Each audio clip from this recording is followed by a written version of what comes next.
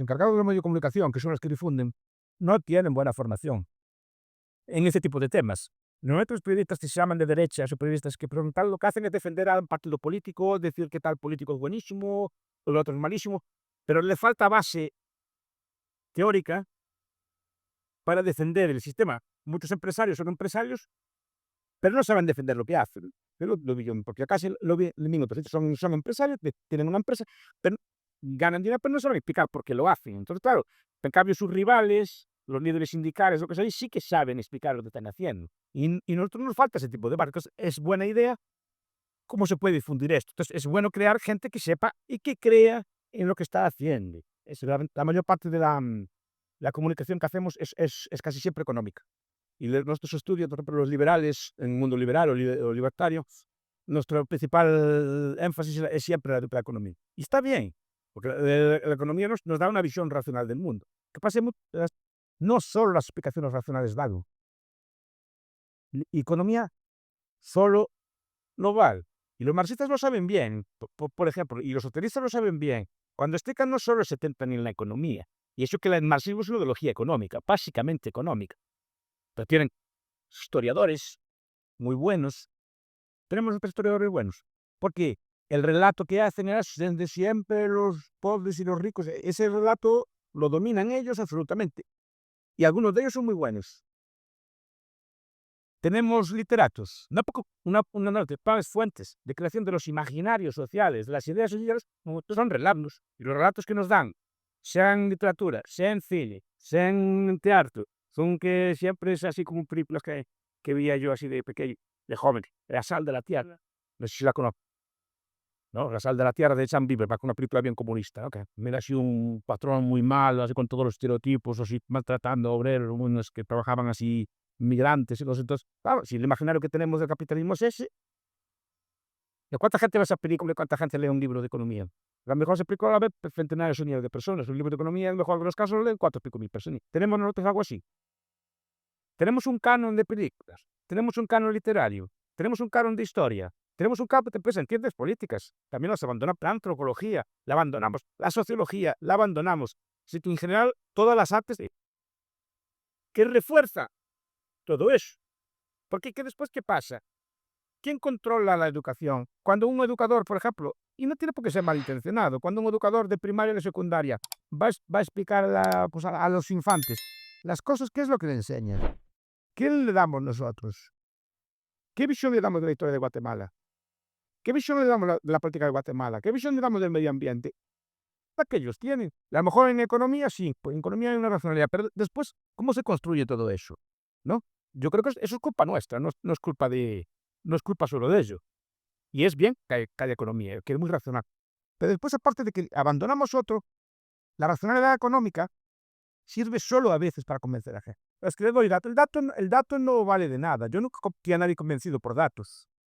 A mí me molesta opinión porque siempre te vienen los otros y te sacan otro dato, o te sacan otra base para contar. Entonces, no sé si tienes que usar argumentos mejor argumentados. Yo estos días leí el libro de Luis Caraví, que lo tenía ahí en la biblioteca. Explica con ejemplos de la vida común y de personas normales, y acto también cierta demagogia, casi que nos ponen el obrero que lo despide y tal, y por ahí el patrón que lo arruinan tal, lo arruinan tal. O sea, da ejemplos también de personas concretas o de algo concreto, y eso también hay que apelarlo, ¿no? Y esa es una visión muy interesante. Entonces, aparte, tenemos que usar, aparte de datos puros y duros, de argumentación pura y dura económica, no vamos a comentar a nadie porque hagamos una ecuación, no le hagamos un lagrangiano, le hagamos una curva de oferta y demanda, le hagamos un gráfico. Yo no vi a nadie convencido por eso. Hay que explicarse de forma lógica, de forma obviamente científica o bien fundada, de forma lógica científica, y cuidado, usando también el populismo y a vender las emociones. Nosotros queremos pasar de listos, así de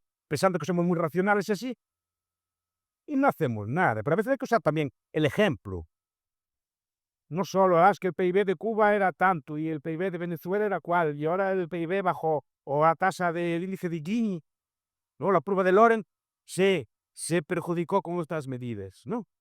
Habrá que ver qué ejemplos podemos usar. Pero aquí normalmente quien da esos ejemplos son los literatos. Quien da ese ejemplo son los comunicadores. Tenemos comunicadores, no tenemos, por ejemplo, a ver, el capitalismo los mejores publicistas del mundo. Es porque buena parte de eso, buena parte del capitalismo es hacer publicidad, hacer propaganda. Es decir, ¿por qué no?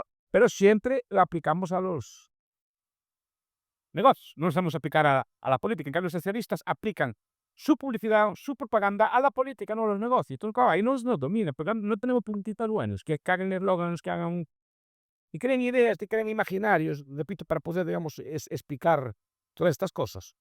Sí que los hay, pero claro, los dedicamos a vender cerveza y a vender humo normal o a vender cemento o a vender cámaras de fotos. Pero es normal, porque es donde es nuestro mundo donde funciona.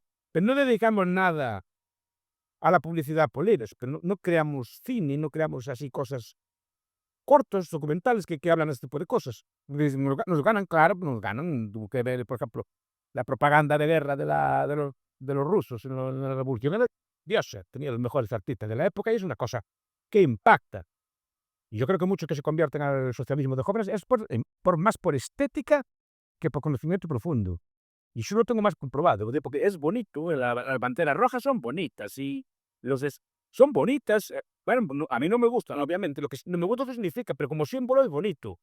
Y aquellos obreros que pintaban, aquellos dibujos que hacían, las marchas que hacían, como que todo, sí, no, es cosas que hay carteles de propaganda fantástica. Al tiempo de Lunacharsky, eran unos artistas fabulosos. Nosotros tenemos algo parecido. O incluso otros artistas colaboran con él, en cuanto los dejas ver. Y cuidado que ahí también se avanzó, tampouco estoy dicindo que no se ha ganado. Pero nos falta algo de eso, ¿no? Nos falta algo de emociones, algo de pasión, algo de estética, ¿no? Te decía Schumpeter, Capitalismo, Socialismo y Democracia, nos falta santos, nos faltan héroes, nos falta, digamos, leyendas, mitos, y eso no lo tenemos. La verdad que la racionalidad sola no basta. Es necesario también imaginar el tipo de cosas, claro, y por eso digo que hay mucho trabajo que hacer. Una de las grandes, digamos, virtudes que tiene el socialismo es que se preocupó por la educación, por la primaria y la secundaria. Es una estrategia que ya definió Gramsci en los años 30, en los años 20 y 30, ¿no? La guerra de posiciones, que llamaba él. En capitalismo hay que llevar en guerra de posiciones, una guerra de cultura, una guerra de valores. Es decir, no hay que hacer el socialismo, no hay que crear el socialismo con la cultura, hay que hacer socialistas. Si hacemos socialistas, ellos ya piden el socialismo. Y esa fue su estrategia y ganaron. Ven lo que decía el manifiesto comunista, ve que buena parte está cumplido ya, en la mayor parte de los países occidentales. Ven los documentos del Partido Socialista de América en los años 20, que es el partido marxista, y ven que están cumplidos ya en América y Europa. Impuesto a las herencias, Banco Central, y se acepta esa discusión como grandes avances. Marx, uno de los objetivos que tenía, crear un Banco Central, le parecía el sumum de... Y hoy en día no me parece lo más normal del mundo el Banco Central, hasta nos parece que es una cosa del capitalismo. Porque entramos a ese esquema. La educación, ¿por qué es tan importante? A ver, quitando nosotros que nos dedicamos profesionalmente al estudio de la economía o estudio de cosas, la mayor parte de la gente pues se dedica a sus negocios, se dedica, pues unos son fontaneros, otros son carpinteros, otros tienen un restaurante, otros, cada uno, no es normal. Pero ¿cuál es la única visión elaborada de la política y economía que tienen? Pues en la escuela. Y la mayor parte de ellos, cuando acaban la carrera, pues yo estudio química, yo estudio farmacia, yo estudio ingeniería, yo estudio medicina y nunca más vuelven a adquirir un libro de política. Entonces, ¿qué visión le queda? La que tienen en la escuela. Y nosotros nos preocupamos. Yo tengo en este curso un chico que se apuntó que viene aún está aún está en el colegio, que está acabando, y quiso venir a apuntarse a una clase de aquí. Y me vino a la clase, claro, yo le pregunté qué le enseñan en el colegio militar. Tú me todo lo que enseñan en el colegio, incluso colegios que no son así, que dices, ¿no? Que son colegios privados.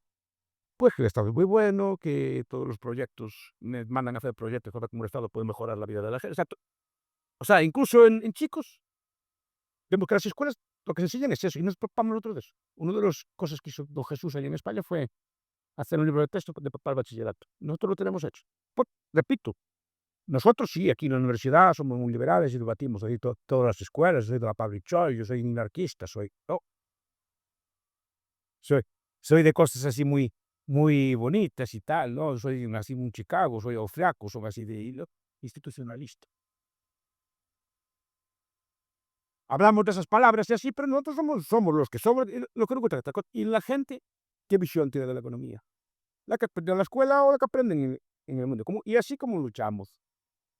O sea, habrá que empezar a pensar en ese tipo de cosas, habrá que empezar a elaborar algún manual de historia, un libro de historia, o pensar en la historia, algún libro de política, que todas esas disciplinas son auxiliares. Ustedes, que como aquí también lo hay, pero en mi universidad usted ve sociología llena de marxistas, ciencia política marxista, toda historia llena de ellos, todas las literaturas, filólogos y de todas las lenguas, hasta la literatura que enseñan es así. Entonces, claro, ¿cómo no vas a salir después? Tú, claro, quedan 4 o 5 que no son de eso y enseñan de otra forma, pero así como vas a comunicar, porque quien comunica son ellos, normalmente comunican mejor en literatos que nosotros.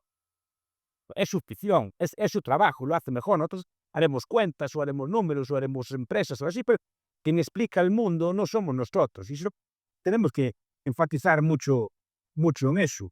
También en las escuelas se abandona el esfuerzo, más que es una cosa también burguesa.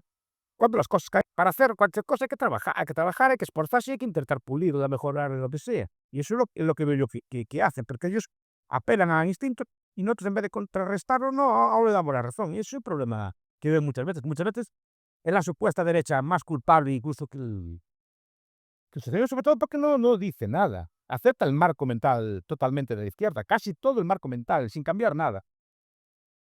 Solo cambiando que un poquito más lento, un poquito menos, un poquito más moderado, hay que ser tal, pero no se cambia el marco mental. Eso es culpa nuestra. Y yo me incluyo en ella, en esa culpa.